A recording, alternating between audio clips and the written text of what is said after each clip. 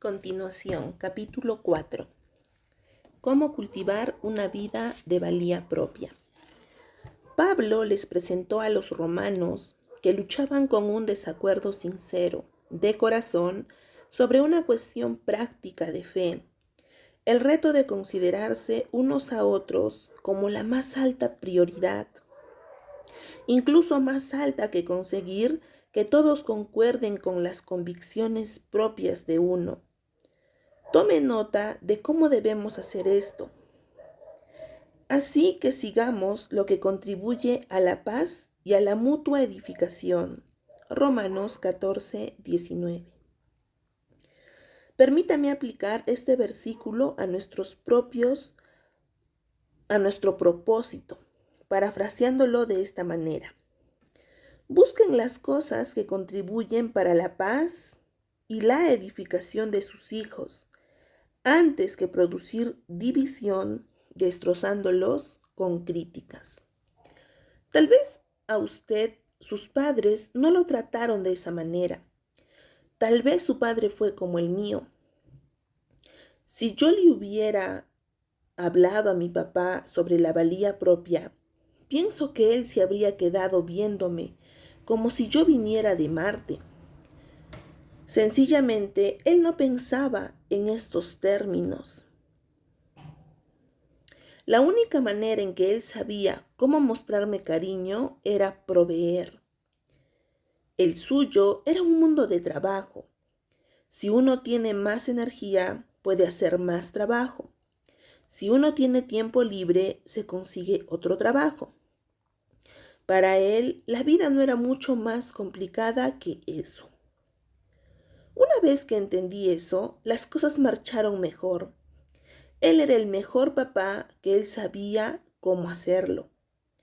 Pero no es así como yo quiero que mis hijos me recuerden. Y esa no es la clase de padres que yo quiero que ellos sean. Mi deseo es lo mismo para usted como lo es para ellos. Que usted edifique a sus hijos de modo que se conozcan a sí mismos, como ellos mismos, y nunca dejen de ser ellos mismos. Por muchos años he llevado conmigo un papelito, ya amarillento por los años, por todo el país a reuniones sobre cómo criar hijos. Contiene un poema de un poeta anónimo y hace una pregunta penetrante. ¿Eres un constructor?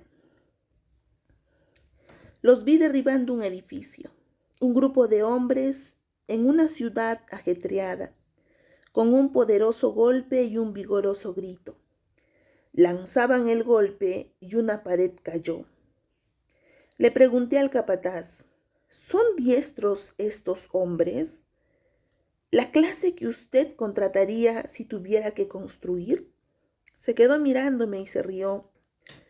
No, en verdad, mano de obra sin pericia es todo lo que necesito, porque pueden derribar en un día o dos, lo que a los constructores les llevó años levantar. Me pregunté a mí mismo, al seguir mi camino, ¿cuál de estos papeles he tratado de cumplir? ¿Soy un constructor con regla y escuadra, midiendo y construyendo con destreza y cuidado? ¿O soy un destructor que anda por la ciudad contento con el negocio de derribar? Lo más probable es que usted está destrozando a sus hijos. El deseo de que ellos sean fuertes, con buenos modales, triunfadores, puede ser fuerte. Tan fuerte que usted tal vez se haya concentrado solo en arreglar lo que sale mal, por lo general señalándolo. Y si somos brutalmente francos con nosotros mismos, lo que está mal es que ellos no están logrando nuestras expectativas de lo que pensamos que ellos deberían ser. Usted era deportista, así que su hijo debe serlo.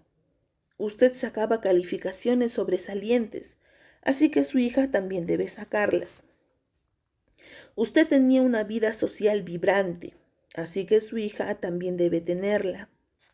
Usted tenía talento musical, así que su hijo también debe tenerlo. Tal vez usted tiene un hijo que tiene talento natural para el béisbol, lo que le agrada porque a usted le encanta el béisbol. Usted pasa con él varias horas al atardecer jugando con él en el patio. Luego viene otro. Él ni siquiera puede atrapar la pelota, no puede lanzarla y quiere volver a entrar a la casa para leer o escuchar música. La tentación es favorecer al hijo que se parece más a usted y sujetar a comparaciones al que no lo es. Pero ni el favoritismo ni exhibir a otro hermano o hermana como ejemplo para los otros alterará lo que Dios ordenó para cada hijo. A algunos niños les encantan los deportes. Otros son geniales para rompecabezas y matemáticas. Algunos son desordenados y con talento artístico. Otros son estructurados y organizadores meticulosos. Algunos son estudiantes dedicados, mientras que otros apenas aprueban las materias por un pelo. ¿Por qué? Porque Dios los hizo de esa manera. Pero si no tenemos cuidado, veremos sus intereses y temperamentos ordenados por Dios como defectos que hay que corregir. Incluso podemos ir tan lejos como para hacer de sus diferencias asuntos morales que hay que disciplinar, en lugar de puntos fuertes que hay que cultivar. ¿Cómo anda la paz en su hogar? ¿Es usted un constructor? Señales de una valía propia que lucha. Algo de la frustración que usted tal vez esté atravesando con su hijo puede ser resultado de un sentido inseguro de sí mismo o una pobre imagen propia. Una y otra circunstancia puede producir problemas para las relaciones personales y conducir a una conducta muy destructiva, incluso autodestructiva. Mecanismos de defensa. Las personas con baja estima propia levantan defensas a su alrededor para impedir que se les descubra. No les gusta lo que tienen dentro, así que no se atreven a permitirle a nadie que lo vea. Se vuelven agresivos y dominantes. Sienten la necesidad de hacer de rey de la montaña moral o intelectual. Los matasietes de las escuelas a menudo se vuelven abusivos a sus familias en lo físico, mental y emocional. Algunos lo llevan consigo a sus trabajos. La necesidad de dominar no tiene que ser física o emocional. Puede ser intelectual o espiritual.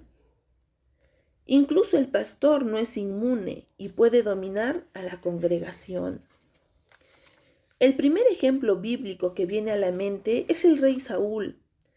Era alto y guapo, el cuadro de lo que todos pensarían que un rey debería ser. La gente lo idolatraba hasta que un muchachito de la casa de Isaí, que vivía en el pueblo de Belén, mató a un gigante. Entonces el pueblo cantó: Saúl hirió a sus miles y David a sus 10,000. Primera de Samuel 18:7. Saúl hizo los cálculos y su inseguridad se hizo cargo en grande. Había apostado su valía propia en la conservación de la corona y en recibir la adulación de su pueblo. Cuando David se convirtió en héroe nacional, Saúl se hundió en honda depresión. En la oscuridad de ese estado mental, los demonios afligieron sus pensamientos y trató de matar a David, que escapó y huyó al desierto. Por los próximos 12 años o algo así, Saúl dedicó considerable esfuerzo para perseguir a David. ¿Por qué? Principalmente porque Saúl se sentía inseguro. No podía aguantar el triunfo de otro. Pero en lugar de llegar sus inseguridades, pero en lugar de llevar sus inseguridades al Señor, las escondió detrás del poder. Límites débiles. La gente con pobre imagen propia no establece límites saludables, lo que las lleva a aceptar el abuso. Pueden permitir que personas que no tienen ninguna intención de abusar de ellos los tiren y les exijan. Pero con una necesidad tan abrumadora de aprobación, la gente que no tiene respeto por sí misma dan por sentado que aceptación quiere decir nunca decir no. Brennan Manning llama a estas personas, incluyéndose él mismo, impostores. Los impostores se preocupan por la aceptación y aprobación. Debido a su asfixiante necesidad de agradar a otros, no pueden decir que no con la misma confianza con que dicen que sí.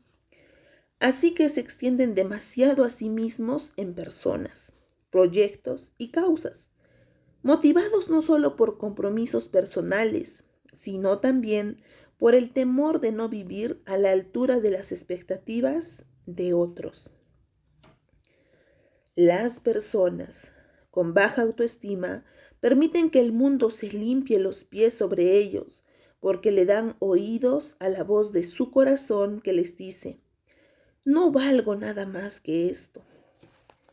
Sin embargo, las personas con un sentido saludable de valía propia saben sus límites, comunican lo que necesitan, limitan hasta donde pueden extenderse a sí mismos, rehúsan aceptar el maltrato y realizan acción apropiada cuando alguien viola sus límites. ¿Le describe esto a usted? Si es así, lo más probable es que usted esté cultivando esas cualidades en las vidas de sus hijos. Lo felicito. Máscaras. Las personas que no conocen o no se gustan a sí mismas a menudo llevan máscaras a fin de esconderse. Quieren aparecer fuertes.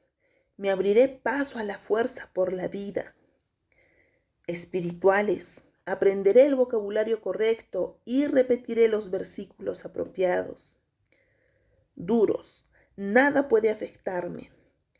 Cooperadores. Sigue a la gente que esté en el poder. No levantes olas. De corazón alegre. Manténlos riéndose para que no miren más hondo. Algunos de los comediantes más cómicos nacieron y se criaron en dolor horrendo. Jonathan Winters admite que su humor es una defensa contra las heridas de su infancia. Sus padres se divorciaron cuando él tenía 7 años y él solía llorar a solas porque otros niños le decían que él no tenía un padre. Winters reconoce la sabiduría de la observación de Thackeray, de que el humor es el amante de las lágrimas. Irónicamente, las máscaras solo prolongan la agonía. Proverbios 14:13 dice: aún en la risa tendrá dolor el corazón, y el término de la alegría es congoja. Señales de una estima propia saludable. No se puede medir el valor de una autoestima saludable. Alguien que se acepta a sí mismo y gusta lo que ve, tiene la capacidad de amar a otros sin egoísmo. Alguien que cree que es digna de compasión, tiene compasión para dar. Es más, aceptar y gustar de lo que somos honra al Dios que nos creó. Validamos el hecho de que Él no comete errores y que somos valiosos, tal como somos. Una imagen propia saludable se muestra en 4 maneras importantes. 1. Aceptación de uno mismo. Las personas que tienen una autoestima saludable saben quiénes son, Saben qué talentos poseen, de cuáles actividades disfrutan más y qué esfuerzos les dan más satisfacción. También se dan cuenta por igual de sus limitaciones y no piensan menos de sí mismos por tenerlas. Se aceptan tal cual son. 2. Seguridad. Las personas que saben quiénes son y se aceptan a sí mismas no se sienten amenazadas por los que tienen más talentos o más educación o más dinero o más fama o más cualquier cosa. No sienten ninguna necesidad de justificarse o defenderse ante ningún otro ser humano porque tienen su seguridad en Dios, ante quien ellos responden. 3. Contentamiento. Los que están seguros en quiénes son, tal como Dios los hizo, se sienten contentos con la vida que llevan. No sienten presión para desempeñar por causa de otros o para mantener una imagen que otros tal vez esperen. Se enorgullecen apropiadamente en alguna tarea hecha como para el Señor. Están en paz con el lugar que Dios les ha asignado y con las cosas que Él ha provisto. Conciencia de sí mismos. Las personas que se aceptan a sí mismas, que se sienten seguras y contentas, se hallan en buen contacto con sus propios sentimientos, se apropian de sus propias emociones y no sienten ninguna necesidad de proyectarlas a otros o echarle a nadie la culpa de su enojo, temor o tristeza.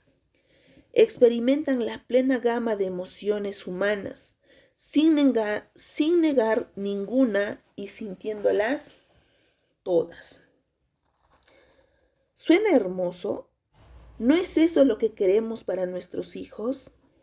Permítame preguntarle, si usted pudiera darle eso a sus hijos, ¿se preocuparía mucho por lo que hacen para ganarse la vida?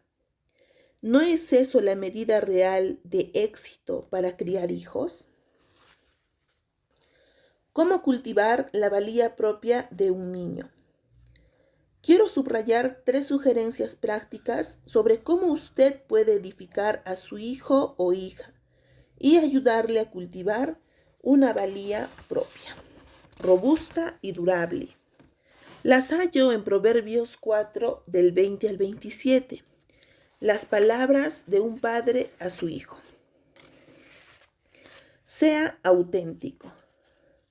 Conviértase en un modelo de autenticidad. Hijo mío, está atento a mis palabras, inclina tu oído a mis razones. No se aparten de tus ojos. Guárdalas en medio de tu corazón, porque son vida a los que las hallan y medicina a todo el cuerpo. Proverbios 4, 22 y 23. El padre le suplica a su hijo que escuche su consejo y lo aplique. Pero para que sus palabras surtan impacto, la vida del padre debe ser transparente, lo suficiente como para que el hijo la vea y autentique lo suficiente como para merecer respeto. De otra manera, nuestros hijos ven nuestro andar espiritual tal como es, un cliché. Tim Kimnet escribe el concepto de esta manera. Un cliché es una expresión o idea trivial que se vuelve insulsa debido al uso exagerado. Un cliché también se aplica a palabras o acciones que pierden su impacto o efecto como resultado de no tener conexión sustantiva al contexto más grande o más serio en que aparecen. Permítame darle un ejemplo de clichés estándar. 2 amigos se encuentran en la calle e intercambian saludos que van más o menos así. Hola Juan, ¿cómo estás? Muy bien, Miguel. ¿Y tú cómo estás? Bien. ¿Qué acaban de decirse estos 2 hombres uno al otro? Nada. Para que nuestras palabras tengan sustancia, deben tener vida, experiencia auténtica, real, sin barniz, defectuosa. Cuando lo echamos a perder decimos, lo eché a perder. Cuando nos equivocamos decimos, me equivoqué. Cuando ofendemos a nuestros hijos necesitamos apropiarnos del daño que hemos causado y en forma deliberada buscar su perdón. Cuando estamos luchando con la vida, no necesitamos esconderlo todo. Nuestros hijos necesitan ver que luchamos con problemas, que ponemos nuestras preocupaciones ante Dios en oración, que aprendemos las lecciones que Él tiene para enseñarnos y que las superamos en el poder de Dios. Todo delante de los ojos de ellos. Que ellos vean su vida espiritual tal como es, con verrugas y todo. Los hijos necesitan saber que los padres no tienen toda la vida resuelta por completo. Padres farsantes crían hijos farsantes, así que su primera tarea puede ser practicar lo que espera que sus hijos aprendan. Que sepan quién es usted, que acepten quién es usted, sean quien es usted, auténtico hasta la médula. Enseñe autenticidad. Sobre toda cosa guardada, guarda tu corazón, porque de él mana la vida. Aparta de ti la perversidad de la boca y aleja de ti la iniquidad de los labios. Tus ojos miren lo recto y diríjanse tus párpados hacia lo que tienes delante. Proverbios 4 del 23 al 25. Note la progresión. Corazón, habla, dirección. Todo empieza en el corazón. El hebreo para la primera frase dice, en forma literal, más que toda guardada, preserva tu corazón. Esta es una manera hebrea de recalcar en especial un punto. Primero, en primer lugar, y por sobre todo dice, guarda tu corazón. El corazón, para los antiguos, era la sede del intelecto, la emoción y la voluntad. Era la esencia medular de la persona e incluye mucho más que meramente pensar. Demasiado a menudo nuestras emociones y nuestras acciones están muy seriamente fuera del paso de nuestra manera de pensar, de lo que sabemos que es correcto. El padre de Proverbios 4 dirige a su hijo a examinar su corazón y protegerlo de contaminación. Si hacemos eso, entonces nuestra habla y nuestra dirección tendrá una mucha mejor posibilidad de estar donde debe estar. Estimule a sus hijos a ser reales. Enseñe autenticidad asignando el más alto valor del corazón. Más que decir las cosas debidas o incluso hacer las cosas debidas, muchos hijos aprenden cómo hacer eso en la escuela dominical y escuelas evangélicas, y luego se salen de control una vez que dejan el hogar. Anímenles a ser reales. No les enseñe a proteger sus reputaciones o la suya, evadiendo lo que todo mundo reprobaría o haciendo lo que ganaría aprobación. Hace muchos años, mi buen amigo Ron operaba un campamento llamado Ponderosa en el Monte Hermón, en California, en donde recibía a adolescentes de iglesias de todas partes. Ahora bien, Ron es auténtico hasta los huesos. Absolutamente no puede aguantar el cristianismo del cliché y tiene un muy travieso sentido del humor. Una vez me contó de un año en particular y cómo decidió fijar el tono para el resto de la semana. Dijo, un buen grupo de muchachos y muchachas llegaron y estaban muy atareados, impresionándose unos a otros con su espiritualidad, que yo pensé que debía romper el hielo con algunas preguntas sencillas. Él empezó con, oigan muchachos, ¿qué es gris? Corre muy rápido, tiene una cola con mucho pelo, trepa árboles y esconde nueces para el invierno? El lugar se quedó más quieto que un cuarto lleno de monjas. Los chicos se quedaron sentados con la mirada en el vacío. Así que les pregunté de nuevo: vamos, ¿qué es gris? Corre muy rápido, tiene una gran cola con mucho pelo, trepa árboles y esconde nueces para el invierno. Finalmente, una niña pequeña, vacilando, levantó la mano. Sí, adelante, le dije. La niña vaciló y luego dijo: quisiera decir que es una ardilla, pero mejor digo que es Jesucristo. Ese es el problema con lo que yo llamo religión de invernadero. No aprendemos cómo crecer y dar fruto. Simplemente aprendemos el vocabulario preciso y la conducta precisa y el lenguaje corporal correcto. Empezamos a sonar como todos los demás en el invernadero y dejamos de ver las cosas tal como realmente son. Y lo peor de todo, nos convertimos en irreales. Antes de que uno se dé cuenta, las palabras no tienen significado y somos un grupo de impostores jugando a la iglesia. Eso no engaña al mundo, y créame en esto, tampoco engaña a nuestros hijos.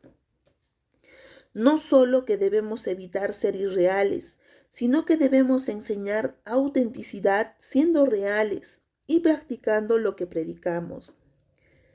Tim Kimmel propone esta solución al problema del cristianismo de cliché y al efecto horroroso que ejerce sobre los corazones de nuestros hijos.